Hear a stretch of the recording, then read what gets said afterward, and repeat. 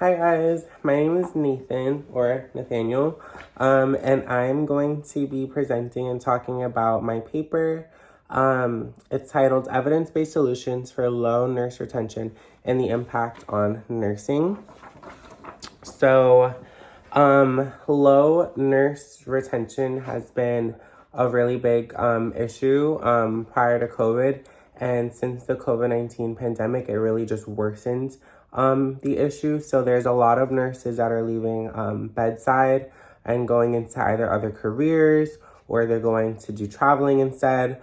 So a lot of nurses are leaving because they feel undervalued, underpaid, and they're feeling these high levels of stress in their career.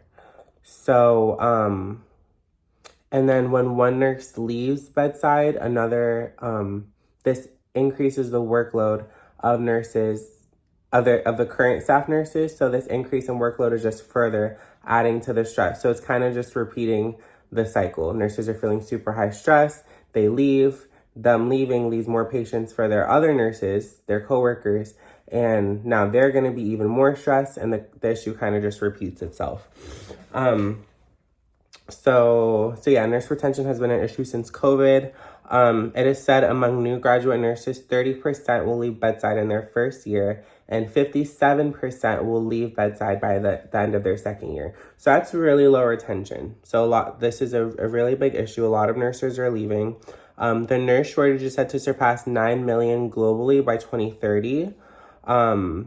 So it is said that in order to replace the amount of nurses that have retired or left to fill all these vacancy spots, there would need to be an 8% increase of nurses up until 2030. And right now we're in a deficit because a lot of the nurses are leaving. So, so there are many causes for nurses that are leaving bedside, super high stressed environment. They're feeling overworked because if there's always like call outs or not enough nurses, they're having to come in for all these extra shifts. The shifts are 12 hours, so they're overworked. And that just leads to, again, the feelings of being drained and having poor job satisfaction. Also, they may feel undervalued and underappreciated. They may feel like they're doing a lot of effort, really showing up for the patients, doing the most for them to ensure quality care, and maybe management isn't really making them feel valued or appreciated or anything. So you kind of feel like, oh, like, why am I doing this then?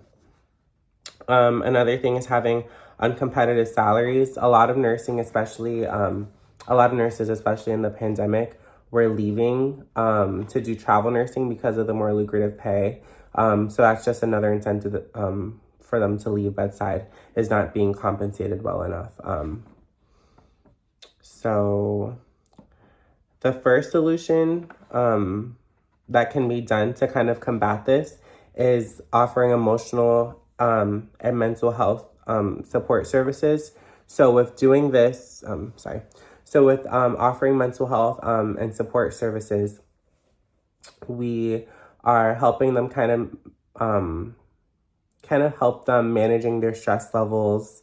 And we're helping them manage their stress levels. So the stress wouldn't get to them as much. And then we can also, right now, there's currently no national mandated staffing ratio. So that's something that can be done. Having a national mandated staff ratio would prevent nurses from getting, let's say, more than 5 patients at a time. And then this improves the overall quality of patient care that they're receiving. And this is also making sure that they're not being overworked or overly stressed.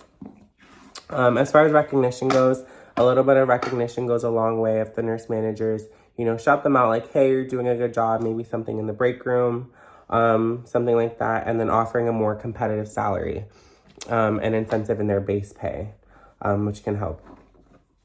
This nurse retention, the low nurse retention, a lot of people are affected by this. Nurse administrators are affected by this because every time a nurse leaves, then they're going to have to, try to hire and replace them. And if nurses are leaving more than they're hiring, that can kind of create a little bit of an issue there. Nurse educators as well, because of the high turnover of nurses, are constantly having to educate these new nurses, onboard them, and it's just this kind of nonstop process. So everybody's affected by this issue, but all in all, if we work on managing it, show appreciation to our nurses that showed up for us, add a base and add a raise to their base pay, and offer more of a competitive salary, as well as have something like a national mandated nurse ratio, or have that something like a hospital policy so that the nurses aren't so overworked.